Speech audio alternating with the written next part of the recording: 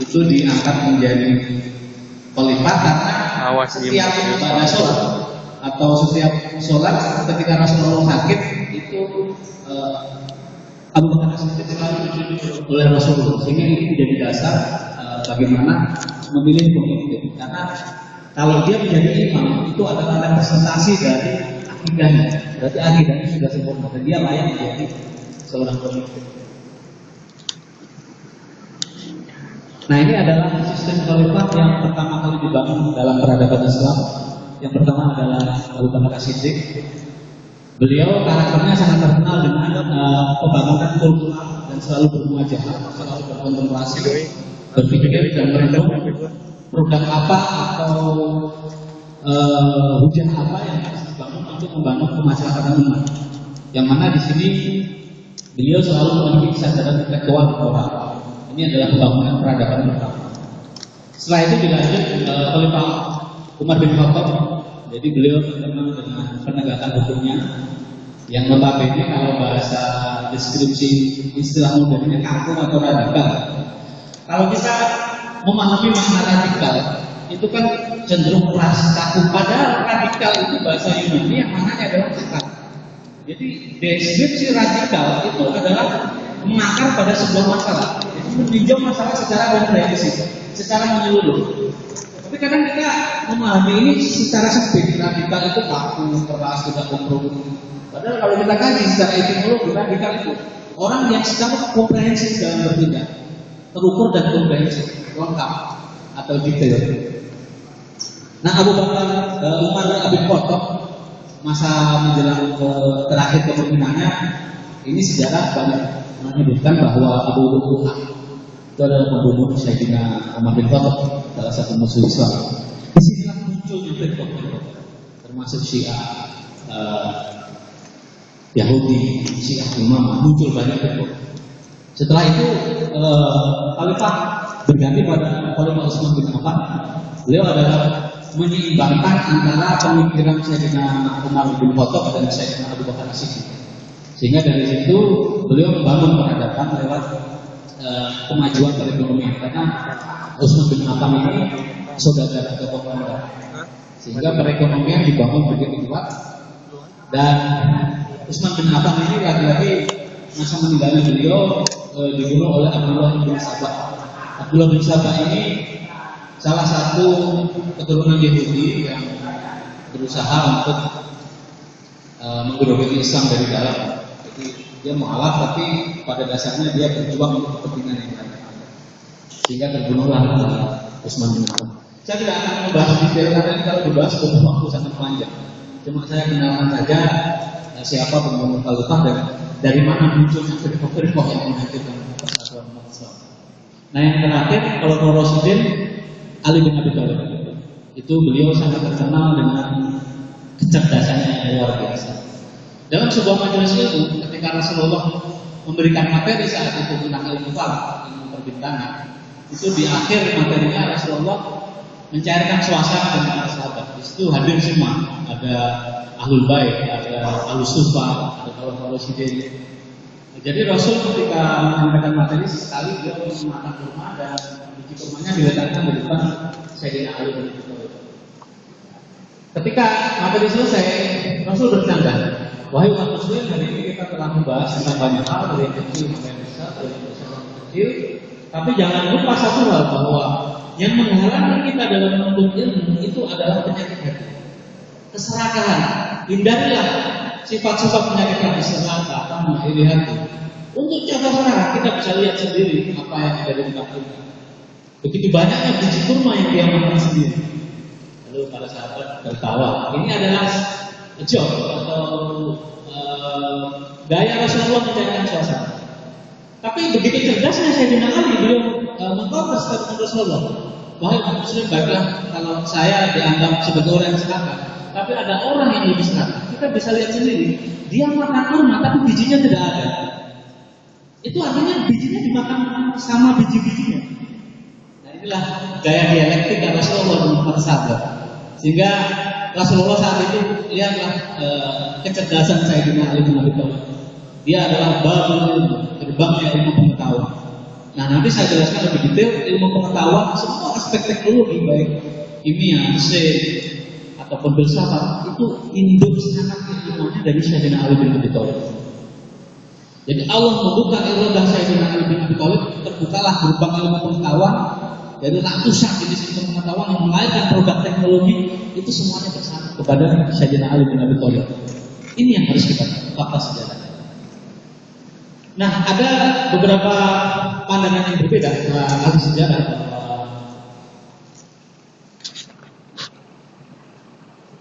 Khalifah dalam Rasyidin itu ada 4, tapi ada ahli sejarah yang mengatakan bahwa Khalifah Rasyidin itu ada 5, yaitu Hasan bin Ali. Beliau adalah putra pertama Sayyidina Ali bin Abi Thalib. Beliau sangat luar biasa, kearifan, kecerdasannya, intelektualitasnya sangat luar biasa. Sehingga pada saat itu ada sahabat Muhammad yang Abu Sufyan. Ini adalah salah satu juga masuk generasi sahabat yang banyak meriwayatkan perawi hadis. Tapi masa meninggalkan Rasulullah sampai Ali bin Abi Thalib, sepertinya Muawiyah ini mengalami perubahan karakter. Artinya, ya Allah, kita tidak tahu isi hati manusia, tapi yang jelas yang dibangun oleh Khalifah Muawiyah bin Abi Sufyan itu dia tidak memiliki dewan penasehat. Jadi sistem Khalifah itu harus ada dewan penasehat dan dewan suro. Bahasa Syafi'i, dewan suro dan dewan mustasor. Nah, di Khalifah Muawiyah bin Abi Sufyan itu tidak memiliki dewan penasehat. Sehingga pada masa kepemimpinannya, berakhirnya kepemimpinan, dia mengangkat putranya Yazid bin Muawiyah bin Abi Sufyan. Sehingga ini yang banyak ditulis oleh para sejarah bahwa Muawiyah ini memecah belah persatuan umat. Padahal Khalifah Hasan bin Ali itu menyerahkan kepemimpinannya setelah masa 1 tahun. Jadi Khalifah Hasan bin Ali ini ingin sekali melihat persatuan umat Islam, sehingga begitu optimis atau begitu sepertinya Muawiyah ini ingin jadi khalifah, sehingga Hasan bin Abi Thalib menyerahkan kepemimpinan pada Khalifah Muawiyah bin Abi Sufyan. Nah, sampai pada generasi keempat Islam ini mengalami kemunduran dari Bani Muawiyah. Nah, terakhir ketika Khalifah berganti kepada Bani Abbasiyah, itu ada Khalifah Harun al-Rashid. Beliau mampu membangun, menata kembali fondasi-fondasi Islam untuk membangun peradaban yang kuat. Salah satunya beliau mengeluarkan fatwa atau mengeluarkan aturan bahwa setiap gubernur di Jazirah Arab itu harus memberikan beasiswa sejumlah 1.000 dinar, kurang lebih 500 juta untuk satu wilayah. Nah, setelah itu fatwa atau kebijakan itu dilanjut putranya Khalifah Al-Ma'mun. Beliau membangun beberapa universitas, yang mana itu adalah universitas pertama di dunia. Nah, ini nanti kita bisa lihat di next berikutnya. Nah, setelah Khalifah Abbasiyah, Islam ini berada dalam posisi penurunan, yaitu Khalifah Utsmaniyah. Itu ada salah satu perjanjian damai dengan Rusia pada tahun 1774. Ini ditengarai bahwa produk-produk kitab atau referensi Islam itu banyak diambil oleh ilmuwan-ilmuwan Rusia. Nanti ada beberapa data yang saya berikan dari mana Rusia, ilmuwan Rusia itu membangun peradaban keilmuan lewat teks Islam. Nanti detail akan saya kupas.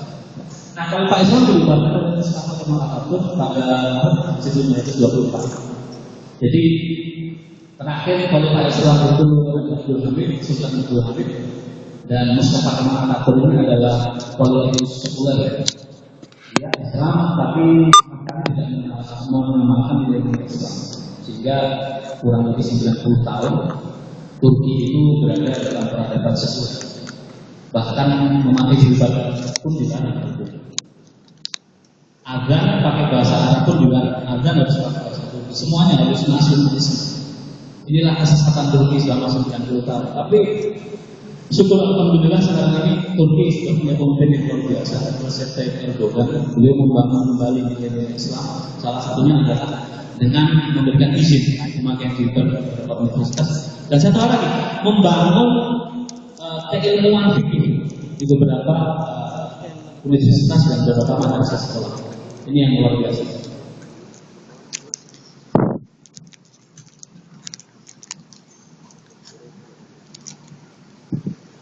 Nah, perkembangan ilmu pengetahuan itu dasar pertamanya adalah ilmu fikih.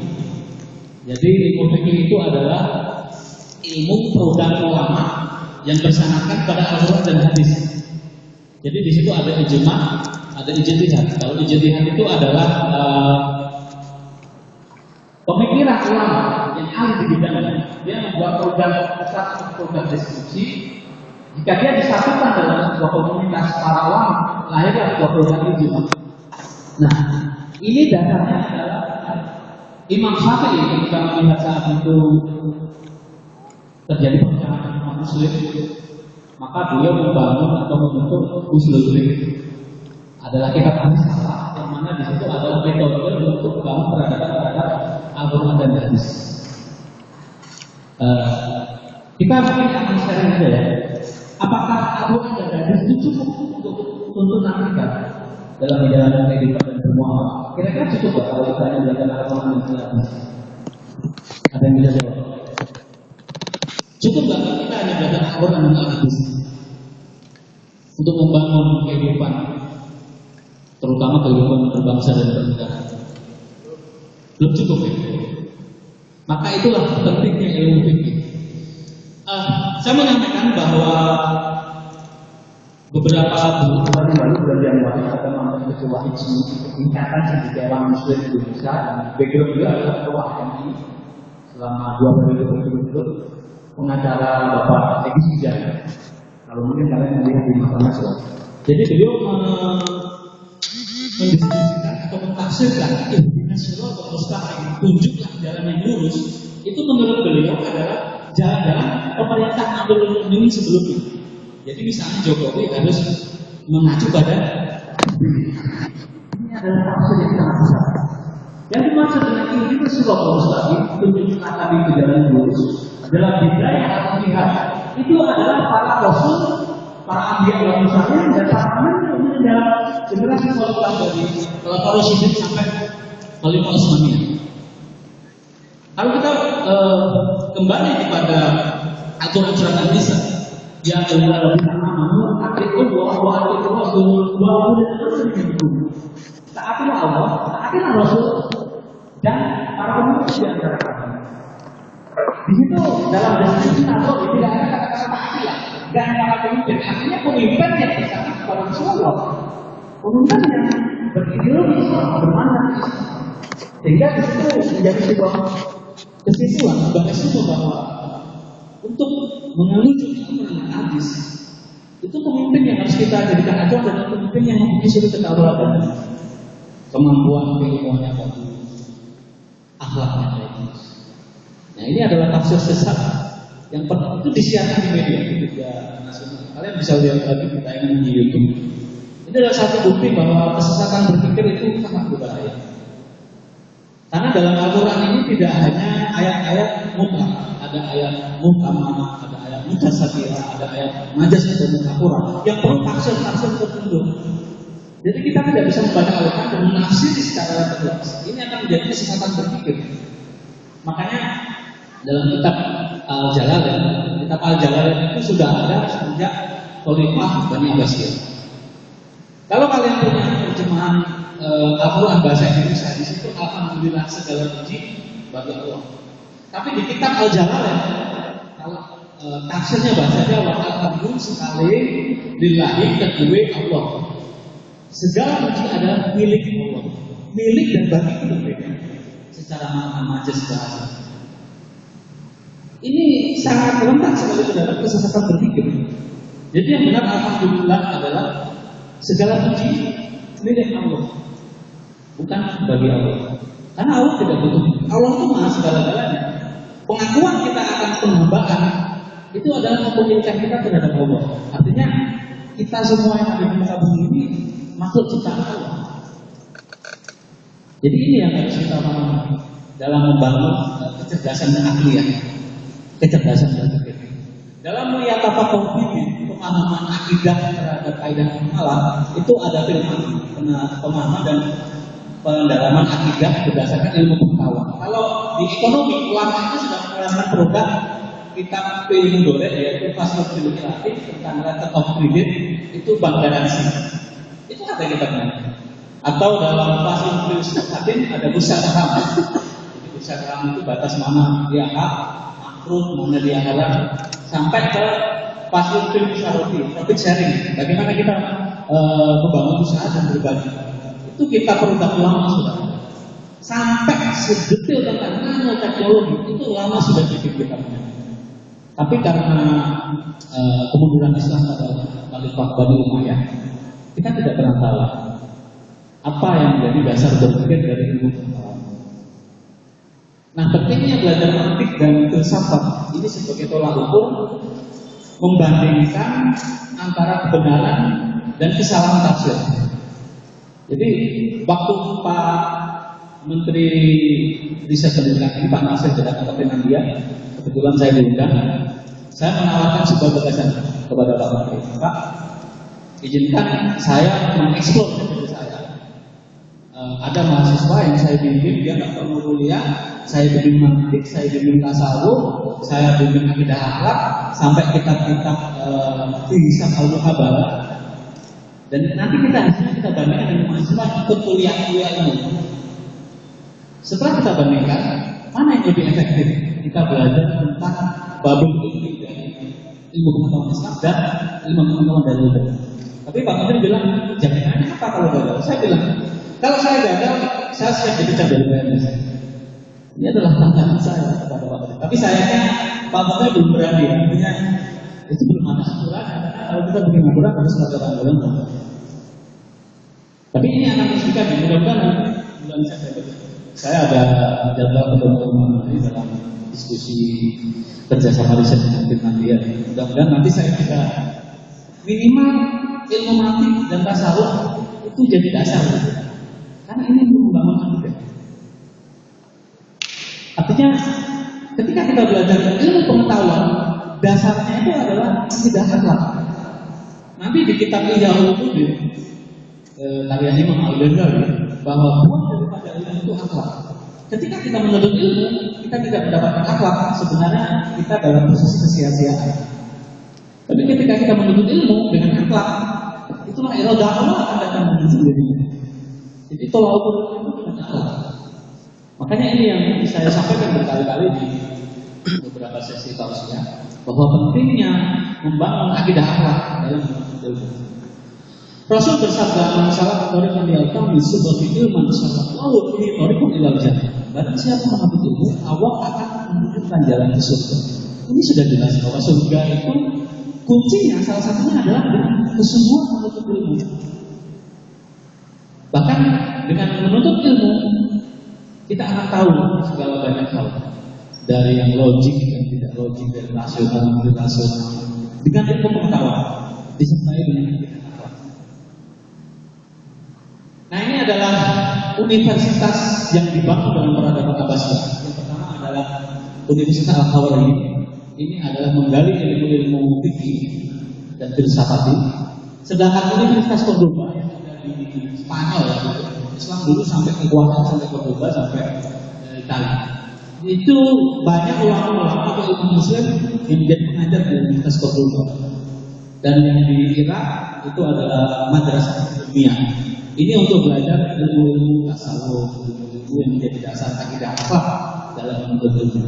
3 universitas ini dinyatakan oleh Guinness Book of Records sebagai universitas tertua dunia, terutama Al-Khawarizmi pada abad 900 itu sudah ada. Jadi ini mengalahkan universitas yang dibangun peradaban Amerika seperti California Technology University itu dibangun pada abad 18. Jadi 7-8 abad sebelumnya Islam itu sudah memiliki universitas yang luar biasa. Ini diakui oleh sejarah dunia bahwa 3 universitas ini sebagai universitas terbaik di zaman ini. Nah, sebelum kita masuk ke ilmu pengetahuan dan teknologi, mungkin ada hal yang kita bisa sharingkan, kita aku tanya jawab. Waktu saya sharingkan ke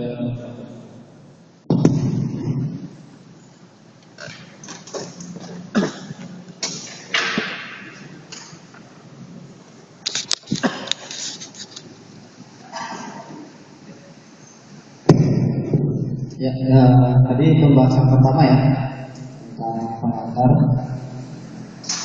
Untuk pembahasan pertama ini dibuka sesi pertanyaan. Untuk ini saya buka dua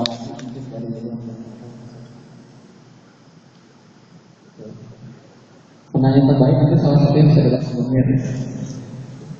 Ya, silakan sebutkan nama dan jurusan.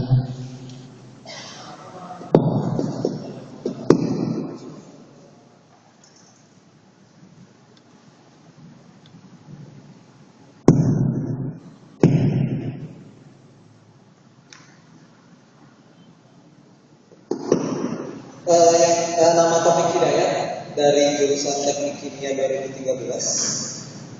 Jadi langsung saja saya tanyanya langsung tanya intinya. Menurut hasil eksperimen Bapak, mungkin Bapak dan lain sebagainya, bagaimana cara kita mengembalikan iptek, seni budaya Islam di peradaban modern ini gitu Pak. Terima kasih. Wassalamualaikum warahmatullahi wabarakatuh. Ya, satu lagi dari awal.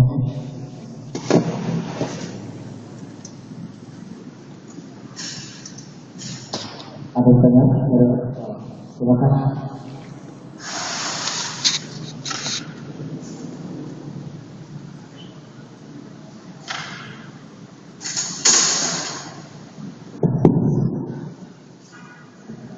Assalamualaikum warahmatullahi wabarakatuh. Saya Mustafa Binti dari Universitas 2012. Saya bisa tentang masalah mantik dan filsafat atau tasawuf.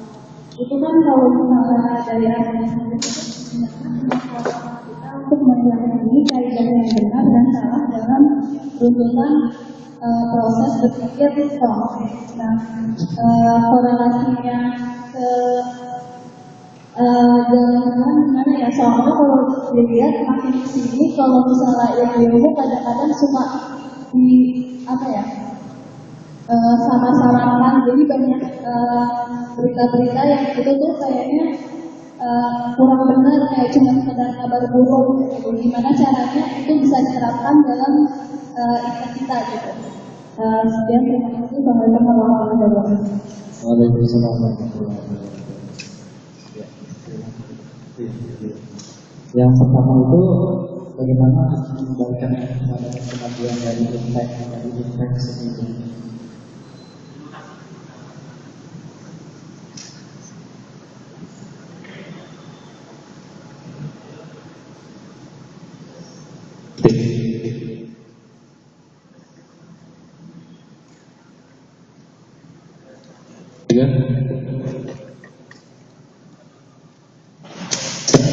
Tiga, satu. Ya, terima kasih atas pertanyaannya. Jadi, bagaimana mengembalikan peradaban fintech ke zaman sekarang? Artinya, kita bisa lihat sendiri perkembangan ilmu pengetahuan dan teknologi itu luar biasa. Dan bahkan teknik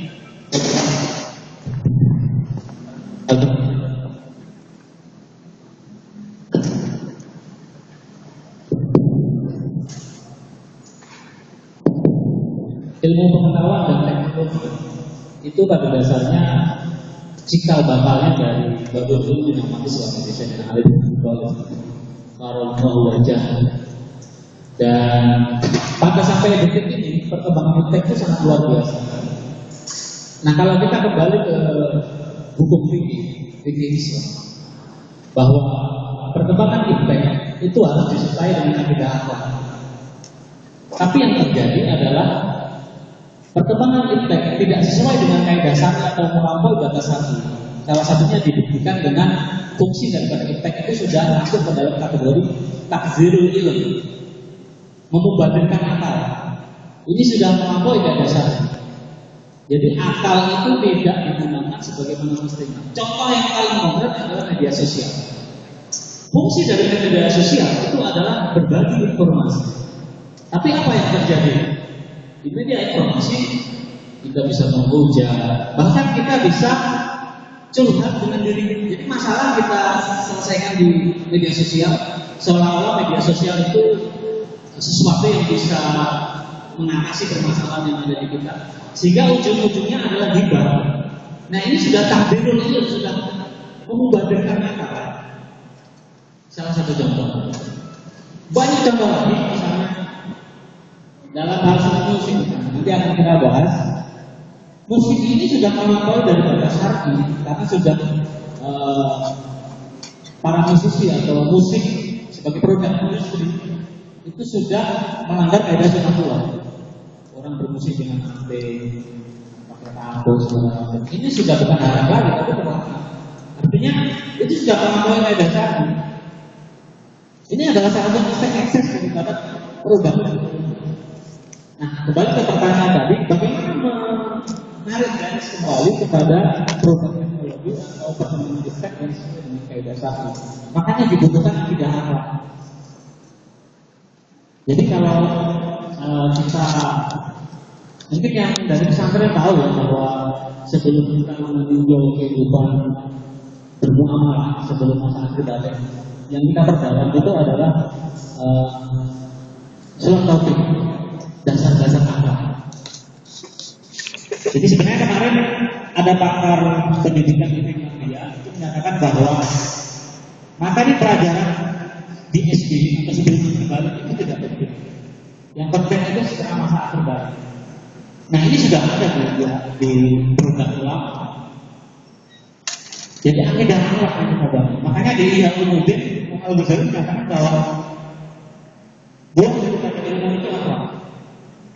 Kalau kita tidak landasi dengan akhlak, maka yang terjadi adalah ya seperti saat ini terjadi demoralisasi, pembiasaan segala macam. Kamar mandi bentar gue. Jadi sederhana kita adalah akhlak terhadap diri sendiri. Seperti yang disampaikan dari terkenal ya Agif mengambil dari deskripsi tasawuf, dimulai dari hal sekecil mungkin, dimulai dari itu apa kita untuk membangun masyarakat. Jadi hal yang kecil, akhlak dari hal banyak ya banyak. Misalnya buang sampah pada tempat, ada ekspert. Itu ya. Yang kedua, ini ya tentang mantik dan tasawuf sebagai logika dasar. Tentang yang menjadi pertanyaan adalah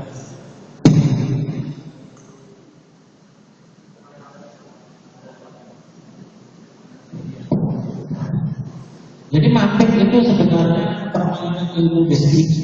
Jadi bagaimana orang itu bisa menyusun deskripsi sesuai dengan kaidah ilmiah. Nah, tasawuf sendiri itu adalah pembangunan kecerdasan psikomotorik. Orang kalau psikomotoriknya bagus, kemampuan tekniknya udah bagus, pasti bagus. Ini banyak dibuktikan oleh ilmuwan Islam. Makanya Imam Al-Ghazali ketika sebelum masa akhir balik itu orang tuanya atau gurunya itu sudah mengajari tentang tasawuf. Jadi tasawuf itu bukan ilmu yang high class atau ilmu yang tinggi, bukan. Tasawuf itu adalah ilmu psikomotorik misalnya. Nah ini yang banyak kita tidak tahu. Dalam kajian tasawuf, dalam kitab Al-Masalah itu ketika habis dulu kita diajarkan badan. Jadi asal jualan ada orang berbuat dari Allah Subhanahu wa taala itu seluruh Allahumma salli ala Muhammad. Artinya setelah wudhu kita itu harus membaca doa. Ini adalah bagian dari deskripsi tasawuf. Kalau kita tarik garis kecil, berwudhu yang baik, berwudhu yang benar, itu tidak boleh. Ini dipikir ya, tidak boleh dalam toilet. Makanya wudhu dalam toilet itu sebenarnya diragukan kesaksian. Karena hadis bahwa Bapak sangat dekat sekali dengan perjalanan. Jadi bebas ekspresinya itu sangat rentan sekali. Tapi orang tidak banyak tahu. Makanya kehidupan modern saat ini orang bangun toilet dengan aman menjadi satu tempat kudus.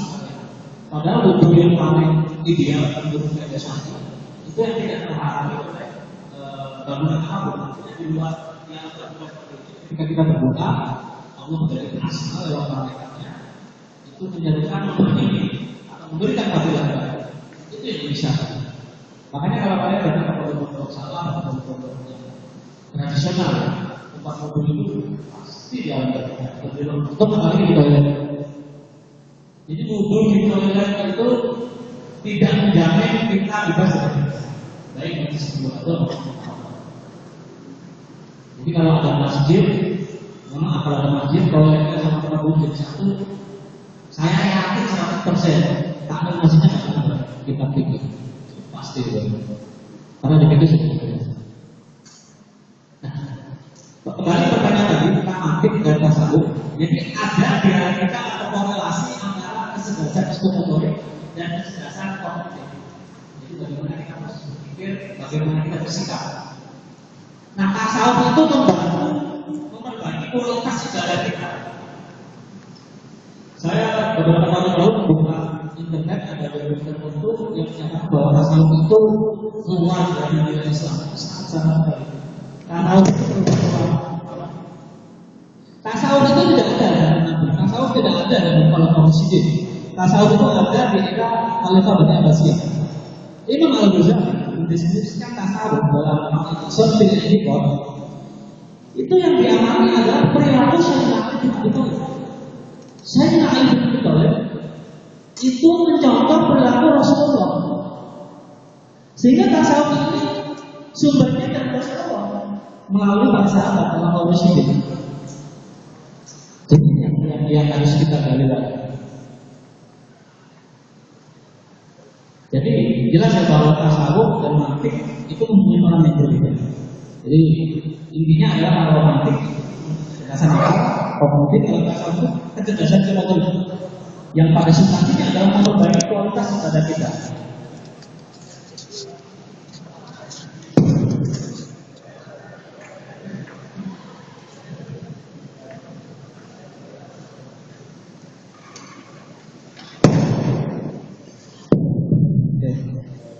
Baik, kita tadi jawabannya menjawab.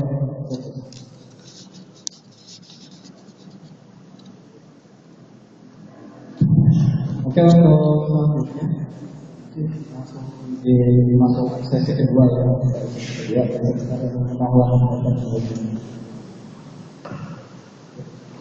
Ya, sebelum kita ke materi lebih lanjut, antara dua pertanyaan tadi sebenarnya sama-sama baiknya ya. Artinya spesifik mengarah kepada substansi dari pokok pembahasan. Cuma kalau pilih terbaik susah sebenarnya. Mungkin angkat tangan aja dari pertanyaan pertama, siapa yang mendukung, maksudnya yang menyatakan bahwa pertanyaan itu bukan terbaik tapi ideal. Angkat tangan dulu. Yang nomor satu yang cowok. Yang cowok 2. Nah, itu. Kalau yang cewek itu saja ya, berarti nanti dapat satu ya. Oke, kita lanjut ke ilmu pengetahuan dan teknologi. Jadi impact seperti dalam majelis itu yang dibangun Rasulullah bahwa ilmu pengetahuan itu lahir dari Sayyidina Ali bin Abi Thalib. Babul ilmunya umat Islam. Ini adalah fakta sejarah. Jabir bin Hayyan, beliau adalah ilmuwan atau ulama muslim yang mengeksplorasi tentang bidang teknik kimia. Jadi yang teknik kimia ini harus menjadi sebuah rujukan bahwa Jabir bin Hayyan itu pertama kali beliau membuat eksperimen, beliau menguji distilasi dari air. Jadi ketika air menguap segala macam itu dianalisis. Sehingga beliau dalam kitabnya Al-Kemis itu dalam sebenarnya Imam Al-Kemis,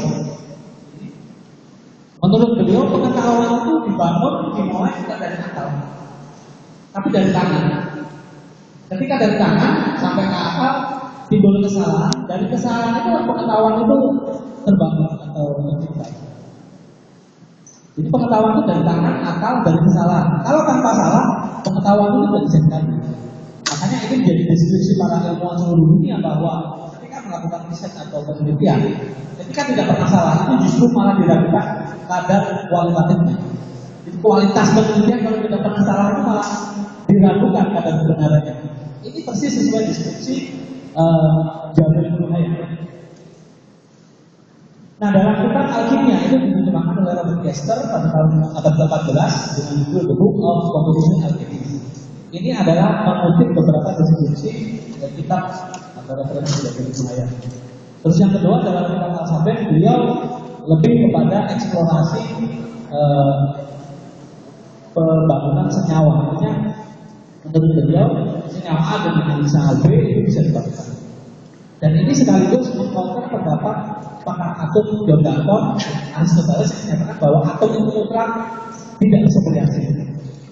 Ini dibantah oleh Jabir bin Hayyan bahwa atom itu bisa bereaksi, atom bisa bereaksi dengan unsur lain. Nah, ini diterjemahkan oleh Gerard Commode dan bisa dirasul pada abad 18 Summa of Perfection. Nah, menurut deskripsi Imam Al-Ghazali, Jabir bin Hayyan ini adalah sufi, orang pertama yang mengamalkan tasawuf. Luar biasa. Jadi dalam kitab Ihya Ulumuddin di bab ketiga, Imam Al-Ghazali menjelaskan bahwa Jabir bin Hayyan ini mak sholat sunnahnya itu 100 rakaat per hari. Bayangkan, bisa nggak kita sholat sehari 100 rakaat? Sholat sunnah. Belum sholat rawatib, ba'da, kemudian baru benar ajar, tahajud, ibadah itu 100 rakaat berarti. Sehingga dengan dia bertasawuf, sehingga motor itu terbentuk dengan mati dia memiliki kecerdasan. Bahkan kecerdasan beliau ini diturunkan kepada anaknya, yaitu Muhammad Musa atau Rizki.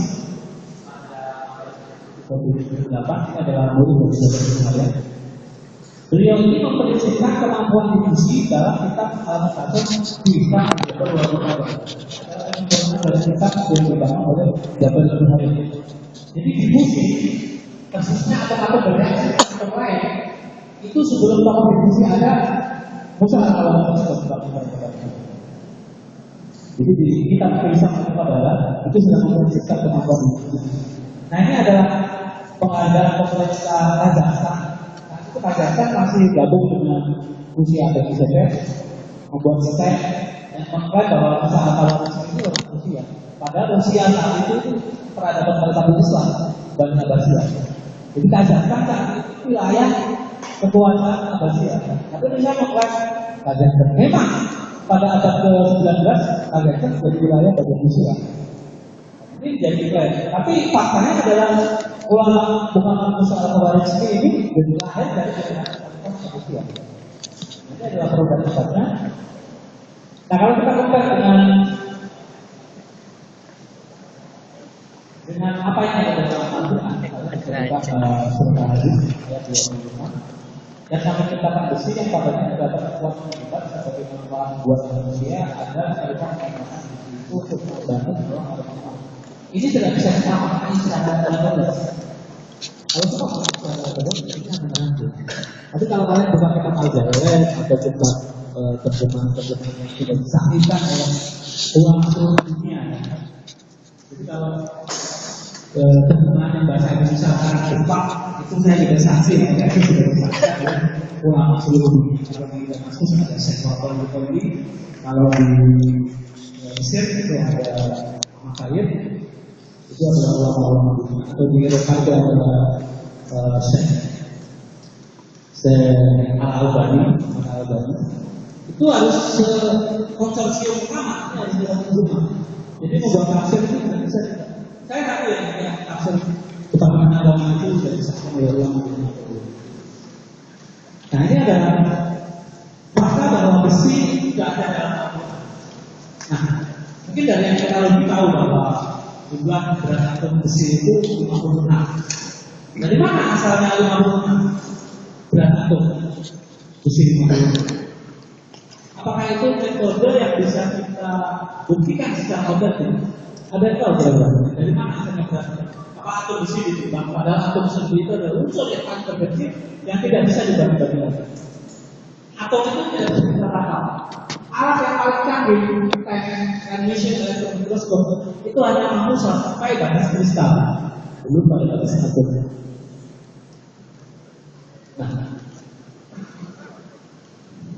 jadi berat atomnya itu 56. Itu kalau di surat hadis huruf alif itu dengan 1, lam itu 30, alif itu 8, dal itu 4, yang itu 10, dal itu 4, totalnya adalah 56. Jadi berat atom 56 Fe itu diambil dari Quran hadis oleh orang Muslim yang dari lain sangat khawarij. Ini membuktikan bahwa difusi itu tidak hanya lewat rangkaian proses. Difusi itu dari berbagai kombinasi. Artinya tanpa kita melakukan proses casting, kita tanpa melakukan proses penambahan, itu difusi tidak bisa kita prediksi lewat berbagai kombinasi. Kalau kalian tahu pasal Fe 3 seperti ini, Fe 3, Fe itu berasal dari 56 dikali 3 ada 180. C itu karbon itu berasal dari 12 dibagi 180 ketemu dengan 0,667 kali 1% 6,6. Kadar kelarutan atom karbon di diagram massa itu ada 6,65%. Jadi kalau kita mencampurkan karbon di besi lebih dari 6,67 tidak menjadi senyawa, tidak bisa dihitung. Biasanya akurat. Jadi ilmu ini sudah ada ketika peradaban Indonesia berlayar sudah ada. Berada sementik sudah ada. Makanya tadi yang pertama ya di Bani Usmaya perjalanan dari Rusia itu banyak mengambil produk-produk kita. Jadi jauh ke belakang konsorsium dunia internasional Rusia bekerjasama dengan Inggris, ada sejarah sudah Belanda dan Indonesia dan beberapa wilayah Maluku dan Inggris di wilayah Malaysia itu sebenarnya sudah kompromi koordinasi. Jauh sebelum itu peradaban Islam itu sudah sangat. Makanya nanti mungkin kita bisa eksplor lagi di kajian yang lain. Kita ketika zaman seperti itu di sana itu kita sudah menuju di sisi Khalifah. Salah satunya diberikan oleh Syekh Ibrahim Samarqandi. Syekh Ibrahim Samarqandi ini adalah utusan dari Khalifah Bani Abbasiyah untuk melakukan syiar di Indonesia. Putranya adalah Syekh Ali Rahmat, itu dari Sunan Bonang. Jadi Sunan Bonang itu adalah keturunan Besar Agama yang keturunan sana yang mendapat tugas untuk mensiarkan Islam bangun pada Islam. Makanya ketika kita melakukan program itu kalau Bani Abbasiyah banyak membantu sejarah pada rangka tersebut. Tapi ini tidak pernah dikupas oleh sejarah. Karena sekarang kita tidak tahu bahwa sebelum 1924 dalam kekhalifahan itu Nusantara itu seluruh wilayah Nusantara itu sudah terintegrasi di sistem Khalifah. Ini nanti mungkin kita bisa bahas lagi jadi pertemuan. Nah ini adalah salah satu tentang proses besi yang mana ketika besi itu sama rata, maka ketika besi sama rata dan warnanya merah dicampurlah tembaga. Ini metode Bill bahwa besi komposit kita ambil dari sini. Jadi besi merah. Besi merah itu artinya apa? Secara psikomotorik, secara praktek itu adalah temperatur kristalisasi. Ketika temperatur kristalisasi itu unsur kita bisa padukan dengan unsur lain, unsur yang tidak menjadi tembaga. Jadi sebelum Melvin Swartz, sebelum tokoh-tokoh komposit ada di Al-Quran itu definisi komposit. Ini adalah deskripsi dari komposit. Penggabungan dari unsur yang berbeda untuk memadukan sifat yang sama. Ini Al-Quran sudah berkata begitu. Kalau kita bersenjata dalam penerapan kristalisasi dipadukan dengan unsur lain, maka dia bisa bersenyawa. Ini deskripsi komposit yang paling satu, yang paling ilmiah. Nanti di slide terakhir saya akan memberikan fakta bahwa penelitian ini itu sudah menarik puluhan profesor jadwal karena mereka membuktikan bahwa kebenaran Al-Quran itu biasa.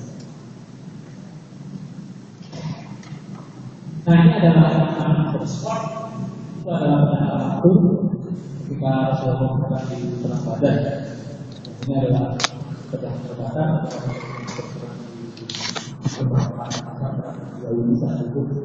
kita tidak bahas ini, tapi kita bahas propertis karakteristik. Kita bisa lihat senjata ini dengan simetris bentuk lurus.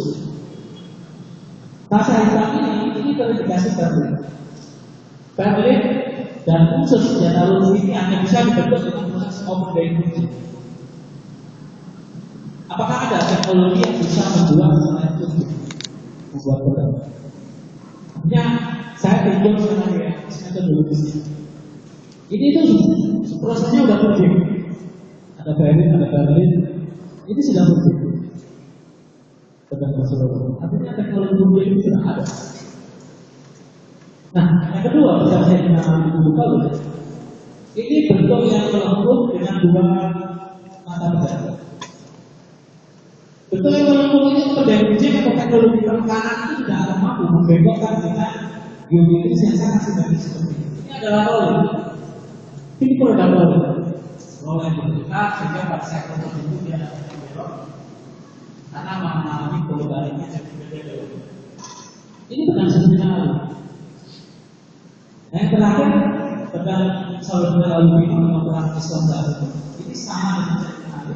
Cuma dia bermata satu. Nah di sini ini adalah kata-kata kaligrafi yang dibentuk di atas kembaran.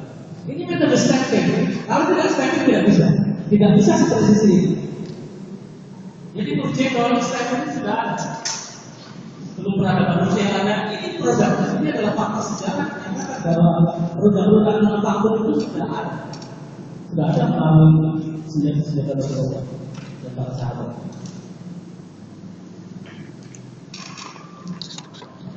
Nah ini adalah salah satu program. Jadi sebenarnya jangan melihat acu ya, saya harus memberikan kayak bahwa yang namanya ulama itu ya ulama. Jadi istilah syar'inya itu ulama itu orang yang berilmu yang ahli di bidang itu adalah ilmuwan. Ilmuwan itu gelarnya adalah profesor. Kalau profesor di situ ada. Kalau dokter itu syekh. Jadi profesor dokter itu sebenarnya gelar yang diambil dari Islam. Jadi sama kalau ada orang bergelar dia profesor dokter orang yang ahli di bidang. Tapi seolah-olah ada saya itu kan orang yang ahli di bidang agama. Padahal saya ilmu itu adalah satu apa saja itu adalah pengetahuan, ilmu, itu semuanya ada. Semuanya sudah ada programnya. Ulama sudah membuat lewat referensi kita. Kita itu buku lah kalau kita sebut Islam modernnya. Jadi jangan ragu dengan istilah-istilah itu. Makanya atas ini menurut Al-Aqsa itu adalah referensi yang menunjukkan bahwa peradaban Damaskus itu teknologi sebenarnya dijelaskan. Nah, lewat Yakub Indonesia tertinggi atau cerita, misalnya teknologi mengenai sebenarnya dan sebagainya itu sudah ada dan diterjemahkan oleh Robert Taylor, Brian Wilson, dan itu adalah fakta sejarah yang mengatakan bahwa teknologi pengolahan besi baja itu sudah ada, artinya peradaban. Kita bisa lihat di sini bahwa kasus sedikit menurut hakim di ulama atau ilmuwan besi baja itu ada besi alami, buatan, ada sabutan, istilahnya seperti ini. Jadi ini adalah hal itu, nah istilahnya kalau namanya itu besi perempuan itu istilahnya adalah produk hasil dari manufaktur. Jadi istilahnya itu berbeda, deskripsinya sama. Makanya jangan ragu dengan hal yang seperti ini, karena dia adalah ilmu. Nah, begitulah itu kita sekarang baca. Jadi kalau ada yang kita yang dibuat oleh para ulama di Islam ada mahasiswa. Ini sebenarnya konsen lain dulu. Karena dia ada dasar informasi. Saya pengen teknologi itu dasarnya itu. Kita Al-Aqsa kita klasifikasi itu luar biasa. Penjelasannya sangat rumit. Dan kitab ini dipakai dengan ulama Eropa dan Rusia untuk membuat kitab seperti itu dan aplikasi satu tahun ini. Itu nggak usah belajar itu, belajar kitab kita tidak apa. metodologinya sangat tinggi dari itu. Nah ini adalah terjemahan daripada kitab tersebut, yang mana dalam kitab Al-Hadid itu juga menjelaskan beberapa persentase atom itu dijelaskan. Jadi pilih itu sudah ada dalam peradaban manusia. Jadi dalam program senjata yang digunakan Sayyidina Ayyubi itu sudah dijual dari luar negeri dari Amerika. Karena di situ ada program karbon monoksida. Jadi karbon monoksida ada di salah satu. Itu yang menjadi material dari sebuah plastik. Kuantannya sangat tinggi dan berlebihan. Pada saat perang Sayyidina Ayyubi ujung kemuliaan kapas bulan bisa menjadi banyak. Dan pedang itu sangat itu bisa menembus silat bagi besi. Itu karena dia memiliki sifat plastis. Ini adalah kebuahannya. Ini adalah Green itu adalah nanoteknologi atau karbon nanotube yang ada di sebelah pesantren.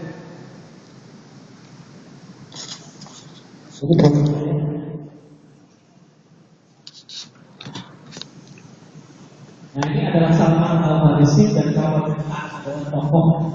Ini adalah anggota Majelis Taklim Rasulullah. Murid Rasulullah.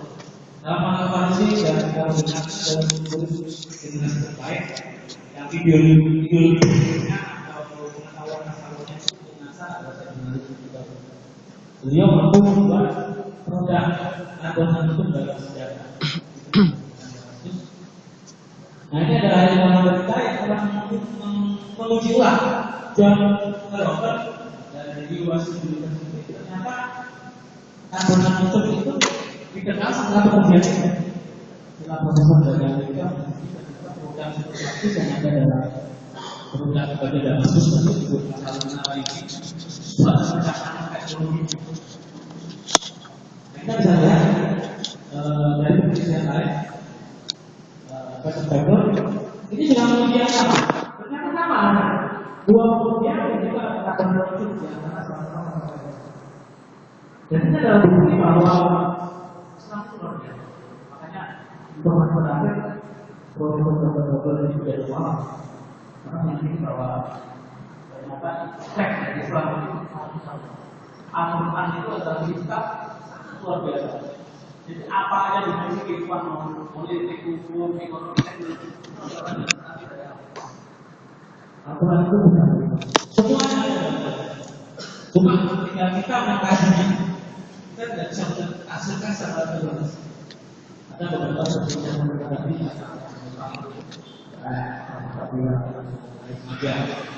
harus memiliki kesempatan. Nah ini lembut masalah komponen. Di situ ada gambar dua. Itu usaha Malaysia dan gambar internet cuma bolak-balik. Jadi Eropa ini kayaknya kurang ekspor atau menunjukkan bahwa tapi ternyata di dalam sumber ilmuwan manusia itu ada bolak-balik. Sedangkan dalam sumber belum Galton itu 3 sampai 10 bulan. Jadi kalau kita baca seolah impact dari orang tua. Padahal kalau kita di Sabtu Kabar di kursi itu adalah ulama di Indonesia. Kita baca ada banyak hal yang besar seperti di sini tertulis. Jadi kalau sekolah mau boleh juga jadi barang sarjana itu lebih suci. Jadi dia menyebut Al-Quran itu seperti ini. Dalam Al-Quran dikatakan bahwa darah sarjana itu lebih suci daripada darah suaminya. Ini sangat menyesatkan. Ini hukum itu ngomong bahwa Al-Quran itu deskripsi seperti ini. Ini sangat menyesatkan. Padahal tidak ada tentang bahas darah sarjana tentang ini kan seolah radikal. Terus Musa al-Rizki dari itu jabat proyek itu mengatakan bahwa dokter itu bertujuan untuk kebaikan bahwa satu seolah kan jadi manusia itu punya musuh. Padahal tidak ada. Dalam kita bisa mengambil barat atau tentang agensi tidak pernah menyebutkan ini yang sangat aneh sekali orang dan pengetahuan tentang hukum bisa sesat. Makanya di Eropa itu ada Islamophobia. Sesuatu yang keras, sesuatu yang sangat menghancurkan. Sayangnya kurang lebih 1.200 pelajar Indonesia yang ada di Eropa dan Rusia itu sebagian Islamophobia. Bahkan ada pelajar Indonesia yang dari Finland S1 S2-nya di Al-Azhar dibandingnya di Jepang. Gara-gara menganggap Islam itu sesuatu yang menghancurkan. Inilah kalau kita tidak memiliki ketajaman berpikir, kita akan terjebak dengan apa yang seperti yang kita katakan tadi, media ini bolak-balikan fakta sehingga orang Islam sendiri takut. Kita tidak pada batas yang luar biasa. Nah, ini adalah ilmuwan Rusia Dmitri Mendeleev. Dia adalah ilmuwan Rusia yang menggali tentang tabel periode 180. Jadi dia berharap di sini bahwa seluruh ilmuwan kimia nanti akan melihat portalnya tabel periode dengan harapan ilmu itu berkembang. Itu tujuannya. Padahal tujuan politiknya adalah Rusia adalah yang bisa peradaban teknologi. Padahal saat itu Rusia komunisme yang juga. Maksudnya apa? Agar komunisme itu menyebar ke seluruh dunia. Bahkan kita sudah hampir garis komunisme. Pada tahun 55 komunis itu menjadi partai pemenang di Vietnam, di Kamboja. Bahkan di Cina sampai saat ini komunisme masih dipakai. Ini adalah teknologi. Artinya ketika impact itu dibangun, orang akan menilai bahwa impact yang dibangun di daerah Indonesia itu adalah peradaban yang tinggi. Padahal di daerah ini mengambil kitab Musa Al-Khawarizmi di Nusantara Barat itu bukti sektor tersebut di Indonesia. Kitab itu ada. Jadi di daerah ini mengambil bukan tuntutan dari orang Muslim. Bahkan lebih lanjut lagi produknya seperti Dmitri Mendeleev yang diatur oleh Alexander Scott, Adolf Fix maupun Stephen August Arrhenius. Ini adalah orang-orang yang menemukan teori diffusion. Menurut teks ya, kalau kalian baca Principle Diffusion of Spirit misalnya, di situ kalian akan membaca tiga ilmuwan bahwa diffusi itu hasil dari eksplorasi. Padahal sebelum mereka lahir, ulama Islam sudah menemukan apa itu diffusi, bagaimana itu diffusi. Ini adalah fakta sejarah yang kita tidak pernah tahu. Dan ini harus menjadi bukan buat kita semua bahwa Islam itu membahas tidak hanya ibadah. Nah, ini pengakuan yang luar biasa dari ilmuwan Inggris sama ilmuwan Rusia. Dia masih hidup. Kebetulan saya masih bisa tinggal dibaca. Berarti dia membaca. Tapi kalau dia orang terkenal, profesor yang tidak nanti dia akan baca. Karena ini saya juga ada. Dia mengakui di handbook yang terbaru 2012.